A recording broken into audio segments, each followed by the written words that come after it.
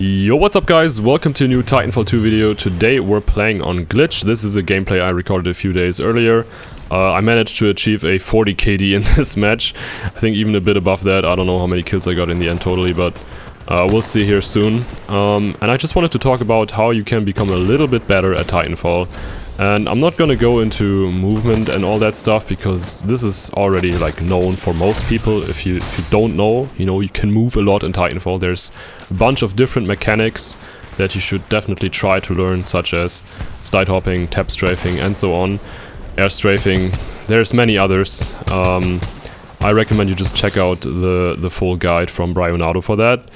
But I want to talk more about, for example, this video here is mostly gonna be, I don't know if it just counts for attrition, probably not. It counts for all the other modes too, most likely.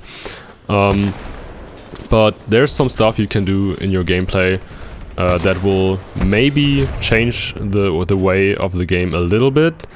And it doesn't need to always be you that gets 40, 30, 50 kills to just win every match. There's small things you can do to help yourself and support your team and to be just more efficient in general. And one of the things that I always do is when I kill somebody, I just pick up the gun from the ground that they just dropped. Probably not if it's a softball, but most of the other guns, especially the SMGs, are just always an easy pickup.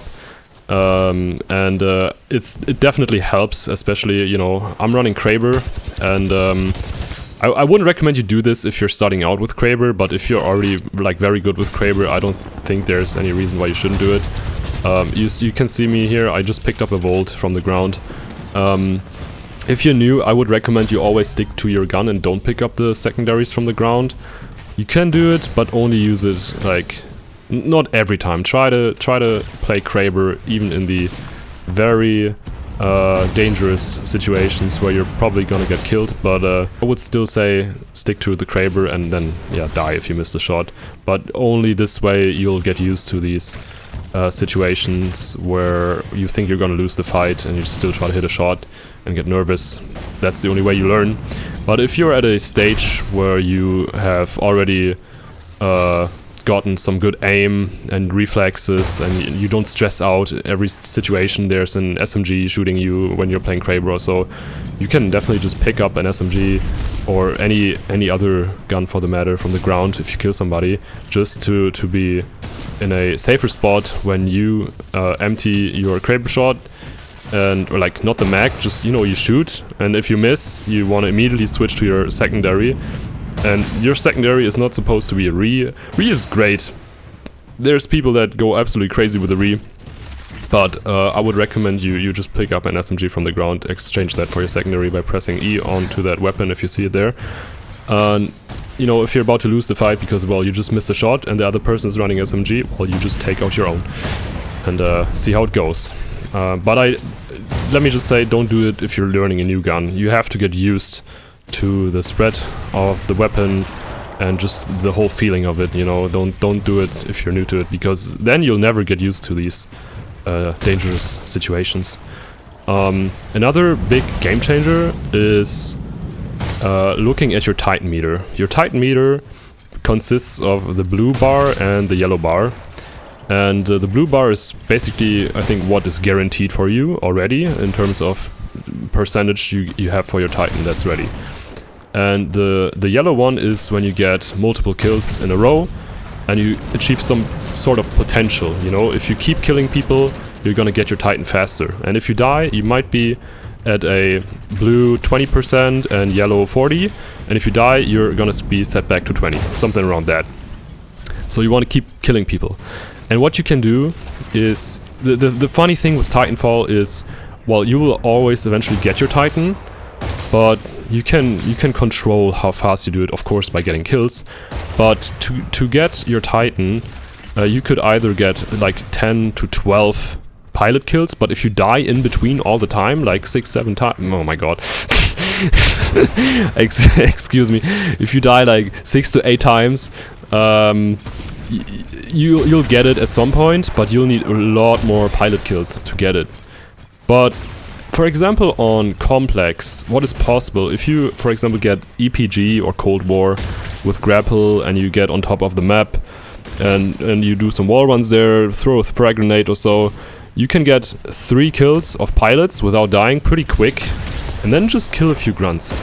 Takes around 10 to 12 grunts, I think, if you have 3 pilot kills to get your Titan. And that's a whole, like, cheaper investment than trying to get 10 pilot kills, you know? You get 15% of Titan meter for each pilot kill. And if you die in between all the time, you know, your Titan meter will always reset and you'll end up needing more kills than if you if you didn't die all the time.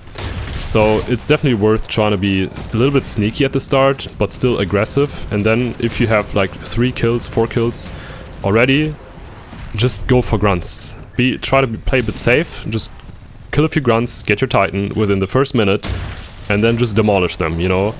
An early game Ronin on a map like Glitch or Complex or Crash Site is absolutely game-changing. You can determine the rest of the match within the first minute of the game if you drop your Titan early, and that's already, like, for most people, they don't know how to react if they're new to the game. They will not use their anti-Titan weapons. If they're smart, they're of course gonna spam Thunderbolt, Archer, whatever.